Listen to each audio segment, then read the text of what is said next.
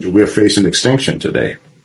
And if we don't get some laws in place to help us protect the oldest occupation, good, bad, or indifferent, from slavery to sharecropping to John Boyd in 2024, if we don't put some laws in place to protect us, I won't be able to pass on generational wealth to my children. Well, after years of discrimination, the USDA is giving Black and other minority farmers $2 billion. News 13's Gabby Jonas spoke with farmers who requested federal aid in Sumter and Clarendon counties. They say this history of discrimination has affected them for decades. This lawsuit is going to restore aid for Black farmers. I'll give you a quick run through of what this is even about. Since the Civil War, the U.S. government has not helped Black farmers the same way they've helped white farmers. In fact, in some loan programs that they said were for Black farmers, they just instead gave it to white farmers. Lawsuit is for $4 billion. What makes this even worse is during the pandemic, Black farmers were supposed to get relief assistance. They even got letters in the mail, but the Black farmers never got that assistance. So today, the government is now forced to give $4 billion to Black farmers and other socially disadvantaged groups. $3.1 billion will go directly towards loan debt relief. $2.2 billion will go towards outside entities like USDA and Black Farmers Association. Up to $500,000 will be given to people that were directly discriminated against by the USDA loan programs. These are the programs I've been getting my followers prepped for. Farmer of the Year with Walker Family Farms, Reverend Jermaine Walker, says in order to apply for the loans, you had to fill out a 40-page application with several different categories to choose from, recording any form of discrimination acted against you. How many have ever been denied a loan from USDA? Like show of hands. Good. Then the next question is, how many have been turned down more than once by the USDA?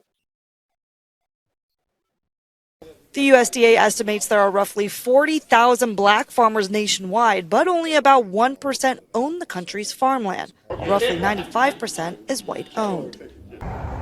Tap, tap, tap, tap. This message is for any Black farmers. I'm saying Black because I'm Black and that's what I'm familiar with.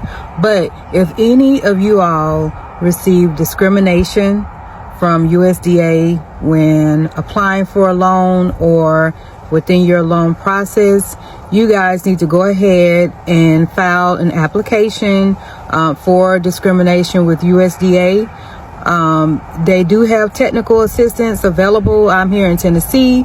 I was able to go to TSU and receive immaculate assistance with this application. It is 40 pages long, and so when you confirmation, but it is 40 pages long, so it is very intimidating when you look at it. But once you go through the process, it's really simple, and especially if you have someone to walk you through that process. I felt like he was holding my hand that whole process, like he was my daddy guiding me there through that process. That was Mr. William, I believe, that assisted me. But you can go here, but I will also attach a photo so you can get all of the information.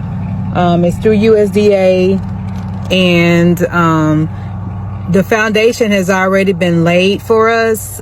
They have fought to get this lawsuit filed against USDA for Black farmers. And again, that's if you receive discrimination. Again, just go online to get the exact information to see how it applies to you. I highly suggest that you do this. And the plus part is that the date for me to submit your application is January 13th, which is my birthday. So for me, that screams it will be in my favor. So please, whether you feel like that you will be approved or not, apply for it. The worst thing that they can say is no. The African American farmer numbers are dwindling drastically, and if it continues that way, there will be little to none, as is pretty much as there right now, any African Americans or minorities in agriculture. Walker says even if he received the highest amount of funding of $500,000, it wouldn't be enough. And at a point in time where it costs so much, at a point in time where people are just barely holding on to their operation, to the family land, trying to get things paid, trying to survive, to get it turned over to another generation, it's very important that these funds get out to the community, to those farmers, to assist with some of those needs.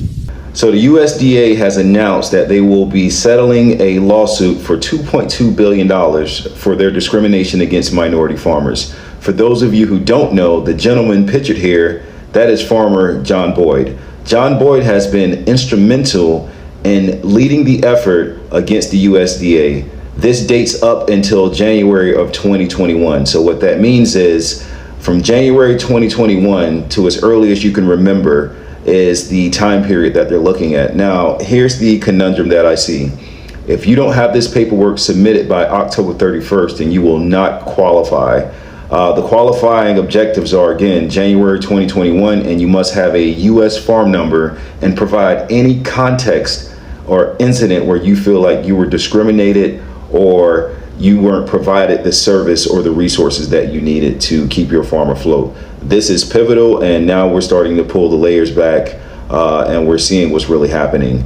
This hinders a person's wealth, the ability to sustain and own those farms and pass them down from the next generation. This is why it is important that we start reading these different publications and legislations that are passed, because if you Google this right now, you're probably not going to find a lot on it. CNN has one article covering this story. Again, this is very instrumental, this is monumental, and it's a step in the right direction. After being denied from aid multiple times in the past, other farmers in the area are grateful to see change and pray it continues moving forward. I don't want it to be a one-time payout and then they go back to treating us like they always have. Checks were sent out earlier this week, and National Black Farmers Association President John Boyd says this call by the White House is pivotal for the black farming community and its future. I see that's a true blessing for many, many older black farmers that have been so brutally mistreated by our own federal government. The same government that should be lending a hand up to black farmers were discriminating against us blatantly and in a very in-your-face way. So we take the payments, and again, we see this as a huge victory. We're facing extinction today. And if we don't get some laws in place to help us protect the oldest occupation, good, bad, or indifferent, from slavery to sharecropping to John Boyd in 2024, if we don't put some laws in place to protect us, I won't be able to pass on generational wealth to my children. So here we have an administration frowning on me asking for debt relief that they said they would provide, but you're allowing the border to remain open and providing these people who are not U.S. citizens with resources. And you can't stop farm foreclosures for black and other farmers here in the United States, Andrew. I think something is terribly wrong with that. But you can't stop farm foreclosures, but you let the border stay open and just say, hey, anybody come on in and they can get health care and they can get all of these benefits, but you won't help hardworking American farmers. I think something's terribly wrong with that. We're